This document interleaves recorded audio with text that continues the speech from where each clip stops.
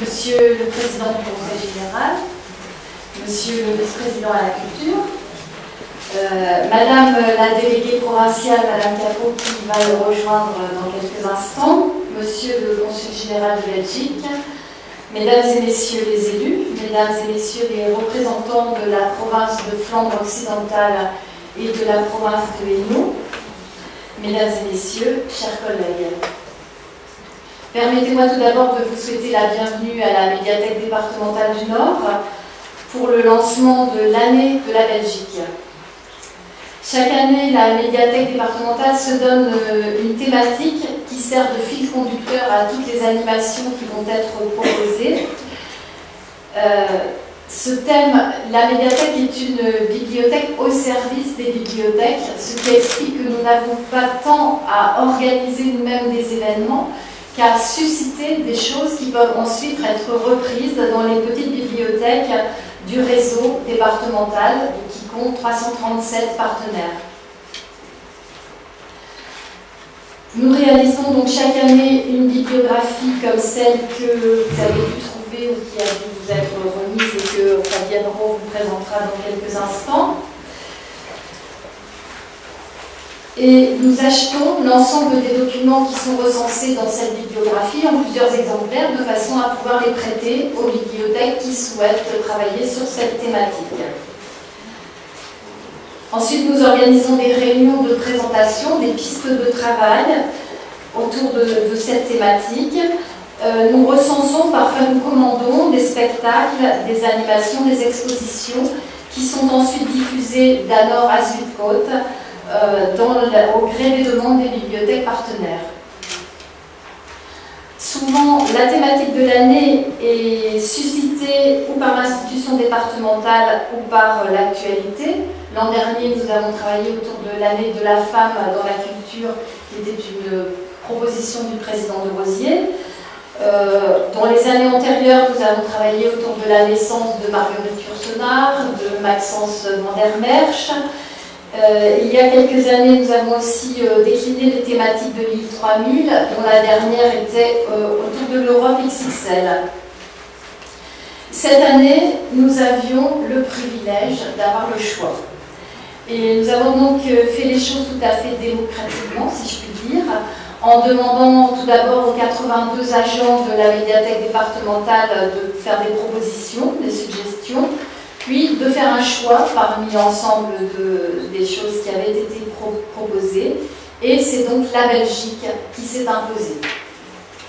Il est vrai que non seulement l'actualité récente de nos voisins nous interpelle, sans vouloir être surtout désagréable, mais effectivement, nous sommes aujourd'hui, je crois, le 300e jour sans gouvernement. Mais aussi, nous sommes interpellés par les initiatives parfois cocasses, multipliées par nos voisins afin d'essayer de trouver une solution à cette crise. Mais surtout, je crois que c'est la proximité géographique et culturelle qui nous rassemble, tout en étant parfois, pour nous, source d'étonnement. Alors certains parmi nous veulent absolument réfuter toute parenté, et pourtant, rien qu'au sein de l'équipe de la médiathèque départementale, nous avons des Vanout, des Van de Velde, des Van de Waal, des Vandamme, des Bécard, des Dezieter, et mon propre mari s'appelle Week-end. Autant dire que nous le voulions ou non, les Belges sont non seulement nos voisins, mais aussi nos cousins germains. Les relations et les contacts à titre personnel sont plus que fréquents et depuis très longtemps. Qu'il s'agisse, on peut évoquer tous, les sorties du week-end pour boire une bière, acheter du chocolat. Autrefois, je me souviens quand j'étais petite, plus ou moins en contrebande, on achetait du café et des sardines parce qu'elles étaient, paraît-il, meilleures qu'en France. Tout simplement, on peut aussi évoquer pour beaucoup d'entre nous les études des enfants, puisque nous sommes plusieurs à avoir des enfants qui ont fait leurs études ou qui font leurs études en Belgique. Nous partageons avec les Wallons notamment un même passé industriel qui a laissé des traces dans les paysages, mais aussi des cicatrices dans les cœurs des populations, de Denain à Charleroi. Même si nous parlons de la fermeture des mines et vous de la fin des charbonnages. Notre vocabulaire est d'ailleurs parfois à notre insu émaillé de belgicisme, qu'on parle des Watringues en Flandre au Chicon, même si les aquaplanages ou les 70 et les 90 nous surprennent toujours un peu. Les relations institutionnelles sont elles aussi fortes et anciennes, avec la province de Flandre occidentale d'une part et la province du Hainaut de l'autre. Pour ce qui concerne la province de Flandre occidentale, il s'agit plutôt, je pense, dans le domaine culturel, de relations avec la villa départementale Marguerite-Yourcenar, tandis que les relations entre la BCH, Bibliothèque centrale de Hainaut, et la MDN, Médiathèque départementale du Nord, datent pratiquement des débuts de cette dernière. La Médiathèque départementale du Nord a été créée en 1982 et je crois que les premiers contacts ont été pris par le premier directeur de cet établissement autour de 2008. C'était donc M. Chadon pour la Médiathèque du Nord et André Canon, qui est un célèbre bibliothécaire, donc ancien directeur de la BCH, et auteur d'une classification qui a, je crois, fait date chez vous dans la profession. Ces contacts se sont poursuivis et, j'ai envie de dire, intensifiés, notamment depuis l'arrivée de Pascal Van der Peer, avec qui nous organisons des réunions régulières, des rencontres professionnelles entre nos équipes, des échanges d'expositions. Et je tiens d'ailleurs à souligner que c'est grâce à Pascal et à Jacques Lanotte, directeur de la culture, que je tiens à remercier tous les deux chaleureusement aujourd'hui, que ce soir nous avons pu emprunter la superbe exposition que vous avez pu découvrir, La Belgique de Papa, une exposition donc, de photographie de Charlène Guien, qui est présente parmi nous ce soir, que je remercie également. Là aussi, il s'agit de photographies des années 50 et 60, dans lesquelles on peut parfois avoir l'impression de retrouver la campagne lointaine de notre enfance.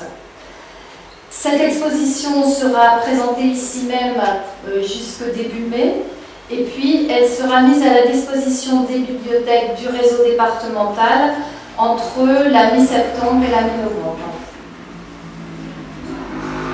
Notre partenariat sera donc, vous l'avez compris, particulièrement étroit cette année.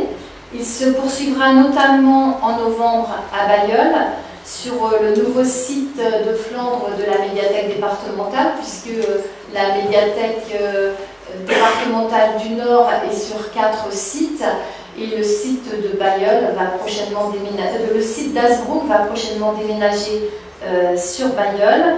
Et nous présenterons donc à cette occasion une exposition consacrée aux écrivains voyageurs, exposition réalisée, je pense, mais Pascal confirmera, par la Bibliothèque centrale de Hainaut, avec le député provincial Serge Eustache.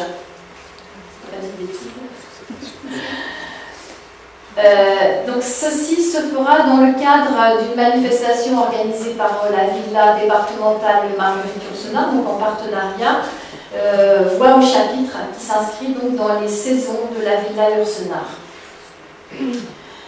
Le menu de cette année de la Belgique se déclinera également autour d'un certain nombre de spectacles qui vont se dérouler, comme je le disais, dans les bibliothèques du réseau.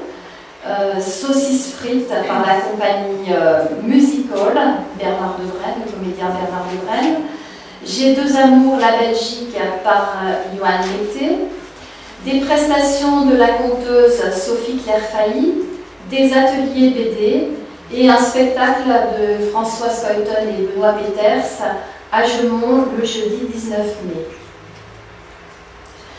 Je terminerai donc par les passerelles, qui sont des rendez-vous mensuels, dont la particularité cette année sera qu'un certain nombre d'entre elles seront itinérantes. Nous lancerons donc dans quelques instants le cycle avec Pierre Marlet, journaliste à la RTBF, qui tentera de répondre à la question « Comment peut-on encore être belge aujourd'hui ?»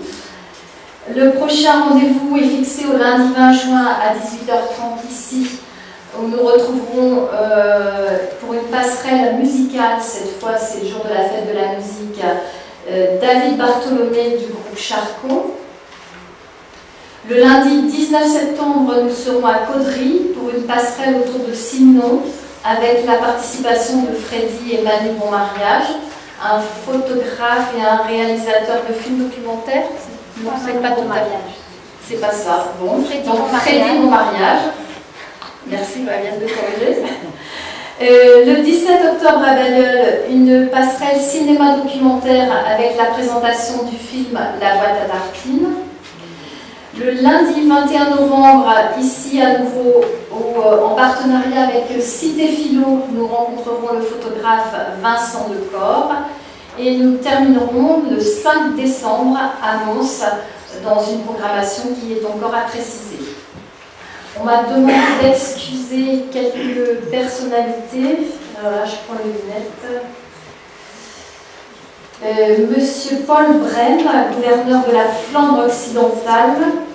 Monsieur Bart Tomlen, sénateur Lams.